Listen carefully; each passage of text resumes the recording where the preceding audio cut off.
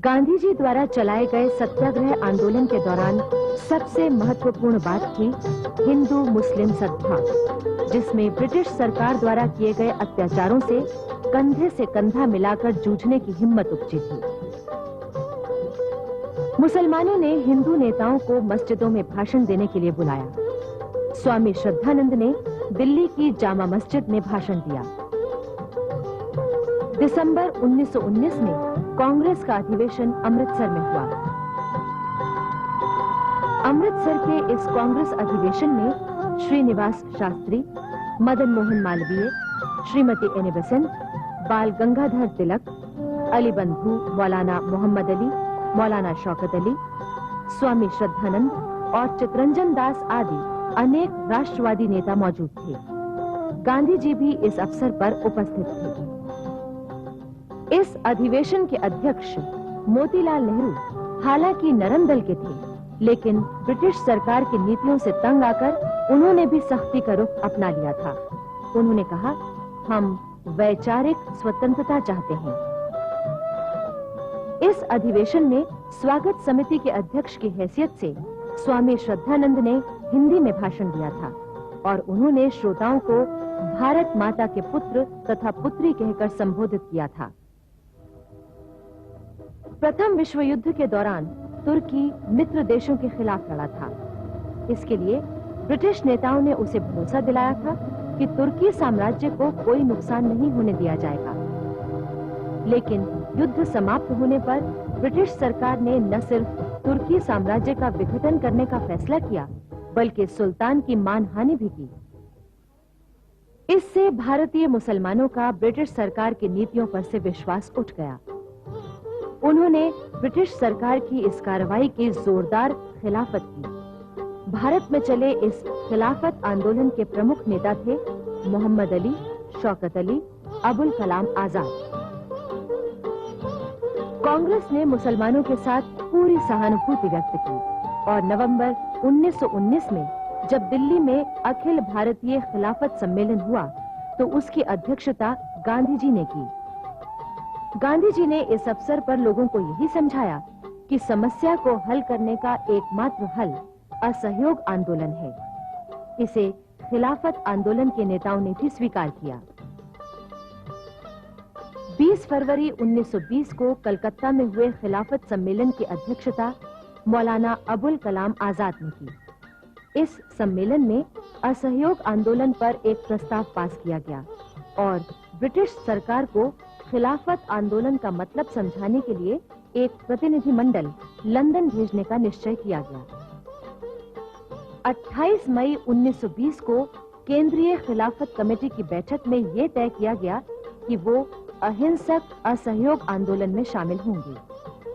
अबुल कलाम आजाद ने इस बारे में स्पष्ट ऐलान किया, अगर भारत आजाद हो जाता है और उसकी अपनी सरकार का शासन होता है जो मुसलमानों को वही स्वतंत्रता देती है जो अन्य संप्रदायों को दी जाती है, तो ये इस्लाम धर्म का समादेश है कि मुसलमान हमलावरों से अपने देश की रक्षा करे, चाहे वो हमलावर मुसलमान हो या स्वयं खलीफा ही क्यों ना हो। गांधी जी ने भी इस बारे में कहा था, मैं भारतीय होने के नाते अपने अन्य भारतीय भाइयों के कष्ट संकटों में भागीदार होने के लिए प्रतिबद्ध हूं। अगर मैं मुसलमानों को अपना भाई मानता हूं, तो ये मेरा कर्तव्य है कि अगर मुझे उनका पक्ष न्याय संगत लगता है तो मैं उनकी पूरी शक्ति से मदद करूं। 9 जून को खिलाफत कमेटी की बैठक इलाहाबाद में हुई। उसने असहयोग के 4 मुद्दे तय किए: खिताबों और ओहदों का त्याग, सरकारी सिविल सेवाओं से इस्तीफा, पुलिस और सेना की सेवा से त्यागपत्र और टैक्स देने से इनकार करना। जुलाई 1920 में सिंध में खिलाफत सम्मेलन हुआ, जिसमें गांधी जी भी मौजूद थे। उन्होंने 23 करोड़ हिंदुओं को आवाज दी कि वो 7 करोड़ मुसलमान भाइयों की सहायता के लिए आगे आएं। 28 जुलाई 1920 को गांधी जी ने घोषणा की कि असहयोग आंदोलन 1 अगस्त से उपवास और प्रार्थना के साथ शुरू होगा। लोकमान्य बाल गंगाधर तिलक ने भी असहयोग कार्यक्रम को अपना पूरा समर्थन देने का वचन दिया। किंतु दुर्भाग्यवश 1 अगस्त की प्रातः से पूर्व ही रात को उनका देहांत हो गया। उनकी अर्थी को कंधा देने वालों में गांधी जी, शौकत अली और डॉक्टर किचलू प्रमुख थे। गांधी जी ने कहा था, मेरा सबसे प्रबल सहारा मुझसे छूट गया। वो जो मनुष्यों का सिरमौर था, नहीं रहा। सिंह गर्जना शांत हो गई। आने वाली असंख्य पीढ़ियों तक हम उसे आधुनिक भारत के निर्माता के रूप में याद रखेंगे। ये पीढ़ियां उसका स्मरण एक ऐसे आदमी के रूप में करेंगी जो जनता के लिए जिया और जिसने जनता के लिए जीवन विसर्जित कर दिया। आइए हम उनकी वीरता, उनकी सादगी, उनके अद्भुत अध्यवसाय और उनके देश प्रेम को अपने जीवन में अपनाकर भारत के एकमात्र लोकमान्य का चिरस्थायी स्मारक बनाएं। 1 अगस्त 1920 को सारे देश में पूरे जोश के साथ असहयोग आंदोलन शुरू हुआ। गांधी जी, शौकत अली, मोहम्मद अली तथा अन्य नेताओं ने देश में दूर दूर तक दौरा किया, लोगों में उत्साह जगाया और हिंदू मुस्लिम एकता पर जोर दिया। इससे जनता में न सिर्फ चेतना आई बल्कि असहयोग आंदोलन का संदेश भी फैला। 4 सितंबर को कलकत्ता में कांग्रेस का अधिवेशन हुआ। लाला लाजपत राय इसके अध्यक्ष थे। इस अधिवेशन में आंदोलन के प्रस्ताव को मोहम्मद अली जिन्ना को छोड़कर सभी नेताओं का समर्थन मिला। इसके बाद जब नागपुर में 26 दिसंबर से 31 दिसंबर 1920 तक कांग्रेस का अधिवेशन हुआ, तो यहाँ भी जिन्ना को छोड़कर सभी ने एक मत से असहयोग प्रस्ताव की पुष्टि कर दी। इससे कांग्रेस एक ऐसी संस्था के रूप में उभर कर आई जिसका उद्देश्य स्वाधीनता संग्राम का संचालन करना था। गांधी जी के नेतृत्व में असहयोग आंदोलन बहुत जोरों से चला। इस आंदोलन में हिंदू मुसलमान दोनों ने कंधे से कंधा मिलाकर और पूरे जोश के साथ भाग लिया। बड़ी संख्या में मुसलमान कांग्रेस में भर्ती हो गए। काशी विद्यापीठ, गुजरात विद्यापीठ, जामिया मिलिया इस्लामिया, बिहार विद्यापीठ, तिलक महाराष्ट्र विद्यापीठ आदि अनेक राष्ट्रीय विद्यालयों की स्थापना हुई। बहुत से विद्यार्थियों ने सरकारी स्कूल कॉलेजों की पढ़ाई छोड़ दी। बहुत से शिक्षक भी उनसे इस्तीफा देकर निकल आए। बहुत से मशहूर वकीलों और बैरिस्टरों ने अपनी वकालत छोड़ दी और राष्ट्रीय आंदोलन में शामिल हो गए। इनमें प्रमुख थे मोतीलाल नेहरू, लाला लाजपत राय, सरदार वल्लभ भाई पटेल, पंडित जवाहरलाल नेहरू, देशबंधु चित्तरंजन दास, विट्ठल भाई पटेल, डॉक्टर राजेंद्र प्रसाद आदि। आंदोलन के प्रमुख नेता थे मौलाना मोहम्मद अली, मौलाना शौकत अली, मौलाना अबुल कलाम आजाद और डॉक्टर अंसारी। गांधी जी को दक्षिण अफ्रीका में काम करने के लिए केसरे हिंद का जो स्वर्ण पदक दिया गया था, वो उन्होंने लौटा दिया।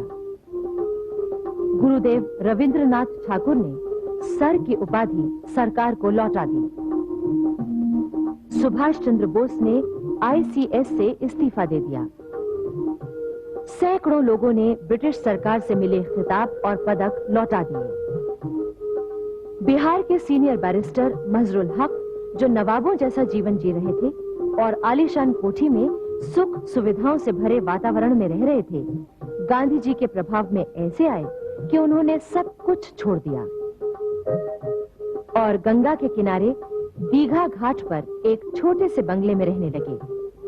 बाद में उन्होंने सदाकत आश्रम बनवाया, जो आगे चलकर राष्ट्रीय गतिविधियों का केंद्र बना। जगह जगह विदेशी कपड़ों की होली जलाई गई। स्वदेशी चीजों का, चरखों का, विशेषकर खद्दर के हाथ से बुने कते कपड़ों का प्रचार बढ़ने लगा। शराब और विदेशी कपड़ों की दुकानों के सामने कांग्रेस के स्वयं सेवकों ने देश भर में धरना देना शुरू किया और लोगों से उन्हें न खरीदने की बात कही।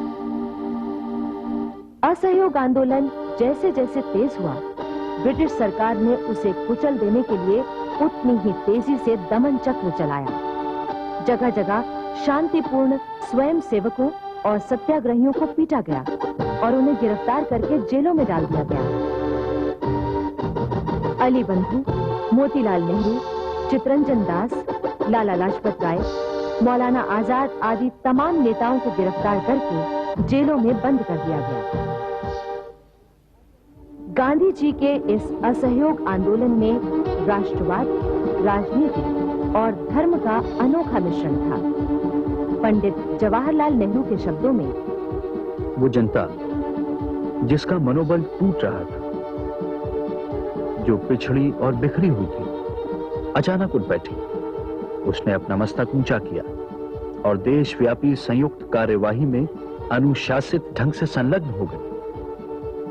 हमने महसूस किया कि उसकी यही कार्यवाही उसे अजय शक्ति प्रदान करेगी। उस समय गांधी जी और उनके हजारों आस्थावान कार्यकर्ता देश भर में फैल गए थे और उन्होंने नगरों और गांवों में असहयोग का संदेश प्रचारित कर दिया। गांधी जी का प्रभाव ऐसा था कि सारे देश में उनकी बात सुनी और मानी जा रही थी। उन्होंने असहयोग का अर्थ बड़ी सरल भाषा में समझाया था।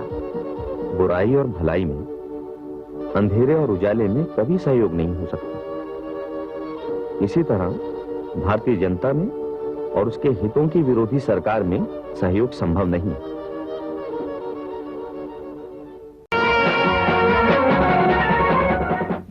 फरवरी 1921 से असहयोग आंदोलन का प्रचार केरल में भी शुरू हो गया।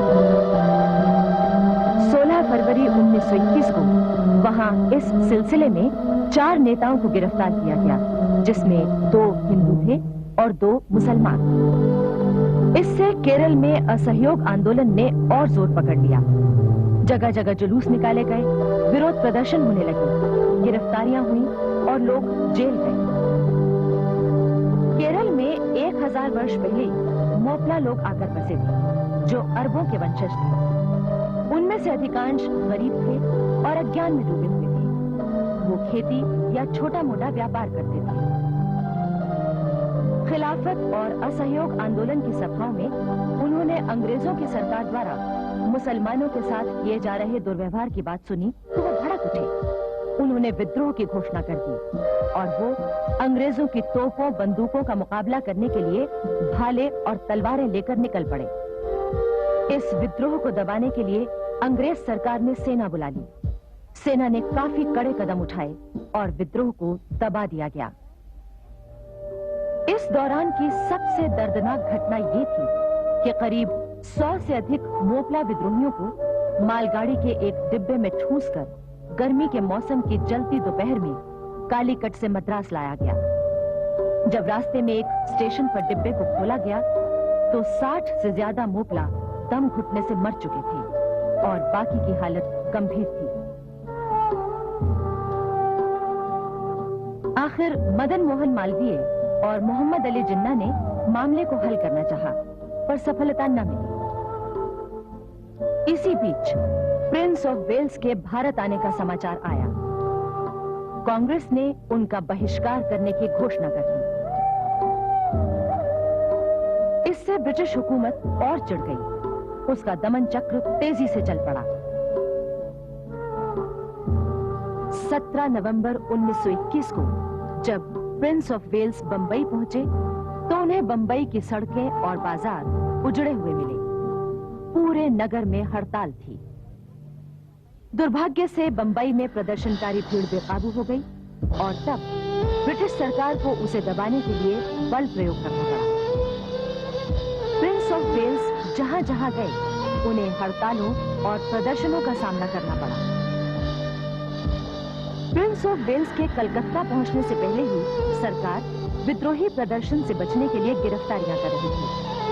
इसी कारण देशबंधु चितरंजन दास की पत्नी, उनकी विधवा बहन और उनकी भतीजी को गिरफ्तार कर लिया गया। इस खबर पर गांधी जी ने कहा, इन 3 महिलाओं को गिरफ्तार करके ब्रिटिश हुकूमत ने बड़ी बहादुरी का काम किया है। इससे हमारे देश की महिलाओं को स्वतंत्रता संग्राम में भाग लेने की प्रेरणा मिलेगी। इस समय तक सुभाष चंद्र बोस सक्रिय रूप से राष्ट्रीय आंदोलन में शामिल हो चुके थे। वो नेशनल कॉलेज चलाने के साथ साथ राष्ट्रीय विचारधारा वाले अखबार स्वराज्य के संपादक भी थे। ब्रिटिश सरकार के दमन कार्यक्रमों के बावजूद भी सुभाष चंद्र बोस के नेतृत्व में अनुशासित स्वयंसेवकों ने नारे लगाकर प्रिंस ऑफ वेल्स का विरोध किया। ब्रिटिश हुकूमत इस विरोध को देखकर चौंक उठी, क्योंकि उसे इसका आभास भी नहीं मिला था। फिर तो सुभाष चंद्र बोस और उनके साथी हजारों प्रदर्शनकारी स्वयंसेवक गिरफ्तार कर लिए गए। बाद में सुभाष बाबू को 6 महीने की जेल की सजा सुनाई गई। 10 दिसंबर को देशबंधु चितरंजन दास को भी गिरफ्तार कर लिया गया। गिरफ्तारी से पहले चितरंजन ने बड़ा ही ओजस्वी भाषण दिया था। उन्होंने कहा था, मैं अपनी कलाइयों पर हथकड़ियों की चुभन और अपने शरीर पर बेड़ियों का बोझ महसूस कर रहा हूं। ये दास्ता का दर्द है। समूचा भारत एक विशाल बंदी गृह है। कांग्रेस का काम रुकना नहीं चाहिए। इससे क्या फर्क पड़ता है कि मुझे पकड़ा जाता है या छोड़ दिया जाता है? इससे क्या फर्क पड़ता है कि मैं जीवित रहूं या मर जाऊंगा?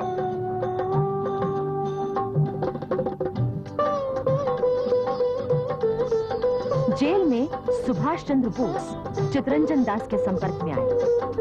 सुभाष बाबू ने वहां उनकी न सिर्फ सेवा की, बल्कि उनसे बहुत कुछ सीखा भी। उनके साथ राष्ट्रीय आंदोलन की कई योजनाएं भी बनी।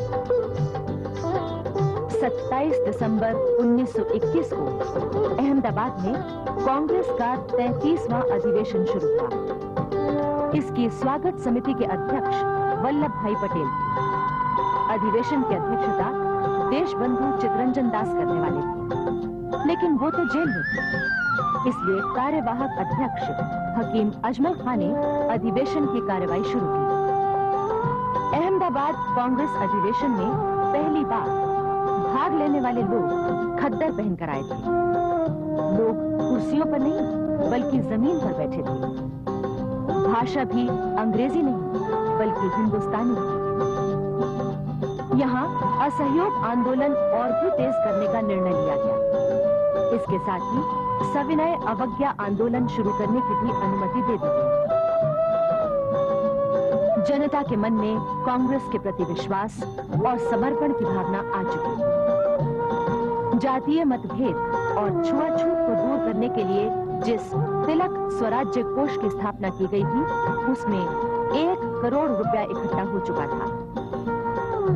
इसके साथ साथ विदेशी कपड़ों की होली, स्कूलों कॉलेजों का बहिष्कार और असहयोग के सभी कार्यक्रम तेजी से चल रहे थे। 5 फरवरी 1922 को गोरखपुर के चौरी चौरा में निहत्थे ग्रामीण किसानों ने एक जुलूस निकाला। वो जय बोलते हुए शांति से जा रहे थे। अचानक उन्हें ब्रिटिश अधिकारियों के नेतृत्व में आए पुलिस के दस्ते ने आगे बढ़ने से रोका और तितर-बितर हो जाने के लिए कहा, परंतु भीड़ वहीं डटी रही। इसके बाद पुलिस की गोलियां बरसने लगी। वो तब तक गोली बरसाते रहे जब तक गोलियां खत्म नहीं हो गई। गोलियां खत्म हो जाने पर पुलिस वाले घबराकर थाने चले गए और थाना अंदर से बंद कर दिया। भीड़ उत्तेजित हो उठी। उसने थाने में आग लगा दी, जिससे 20 पुलिस वाले जलकर मर गए। स्वतंत्रता संग्राम के इतिहास में यही घटना चौरी चौरा कांड के नाम से जानी जाती है। गांधी जी ने जब चौरी चौरा कांड की खबर सुनी, तो उन्होंने 12 फरवरी को यह घोषणा कर दी कि अभी जनता सत्याग्रह करने लायक नहीं हुई है, इसलिए असहयोग आंदोलन समाप्त किया जाता है। गांधी जी ने जब इस तरह अचानक असहयोग आंदोलन समाप्त कर दिया, तो इस पर न सिर्फ जनता बल्कि कांग्रेस के बड़े बड़े नेता भी गांधी जी से नाराज हो गए। इनमें चितरंजन दास, मोतीलाल नेहरू, लाला लाजपत राय, जवाहरलाल नेहरू आदि प्रमुख थे। इस प्रकार एकदम अचानक आंदोलन बंद कर देने से गांधी जी की लोकप्रियता को भारी धक्का लगा और लोग उनके नेतृत्व में संदेह करने लगे। इधर ब्रिटिश सरकार ने जब गांधी जी के प्रति असंतोष फैलते देखा तो उसने अच्छा मौका समझकर उन्हें गिरफ्तार कर लिया। 18 मार्च 1922 को अहमदाबाद में सेशन जज ब्रूमफील्ड की अदालत में गांधी जी के खिलाफ मुकदमा शुरू हुआ। अदालत में गांधी जी ने अपने प्रभावशाली बयान में सरकार के राक्षसी कामों की निंदा की और कहा कि ब्रिटिश सरकार के ये कार्य किसी को भी राजद्रोही बना सकते थे। जज ब्रूमफील्ड ने तो जैसे पहले से ही फैसला सोच रखा था। उसने गांधी जी को जनता में असंतोष फैलाने के अपराध में 6 वर्ष की साधारण कैद की सजा दी।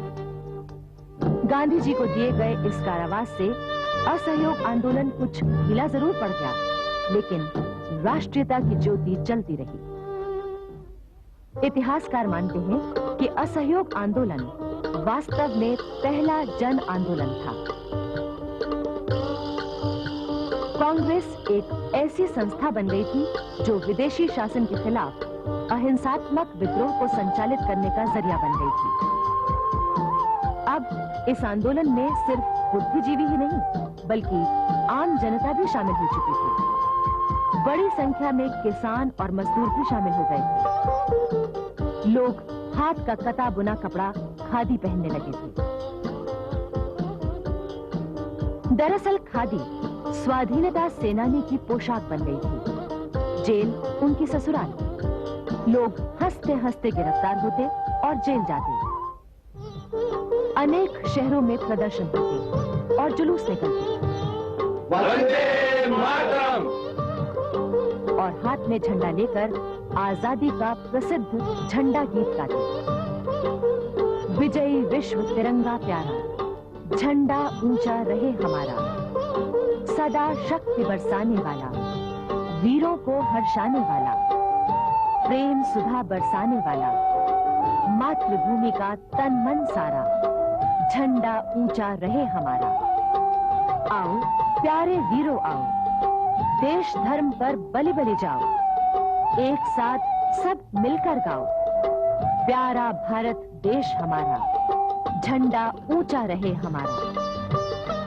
इसकी शान न जाने पाए चाहे जान भले ही जाए, विश्व विजय करके दिखलाए, तब होवे प्रण पूर्ण हमारा, झंडा ऊंचा रहे हमारा। इस प्रसिद्ध गीत के लेखक थे श्री श्यामलाल गुप्त पार्षद। गांधी जी के आह्वान पर उन्होंने सन 1919 में नौकरी छोड़कर स्वतंत्रता आंदोलन में सक्रिय रूप से भाग लिया था।